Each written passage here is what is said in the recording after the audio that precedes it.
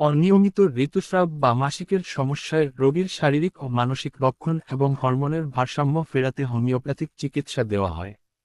সতর্কতা: ঔষধের শক্তি, মাত্রা, খাওয়ার নিয়ম এবং ভালো ঔষধ পেতে অবশ্যই অভিজ্ঞ রেজিস্টার্ড হোমিওপ্যাথিক চিকিৎসকের পরামর্শ নিয়ে ঔষধ সেবন করবেন। অনিয়মিত ঋতুস্রাবের লক্ষণ এবং ধরন অনুযায়ী কয়েকটি গুরুত্বপূর্ণ ঔষধ। পালসেটিলা: মাসিক দেরিতে হয়, স্রাব কম বা ফ্যাকাশে রঙের হয়। রোগীর মন নরম স্বভাবের হয় এবং সহজেই কান্না পায়। সিপিয়া: মাসিক নিয়মিত না থাকা, স্রাব খুব অল্প হওয়া বা দেরিতে আসারও জন্য উপযোগী। এর সাথে দুর্বলতা ও মনমেজাজ খিটখিটে থাকে।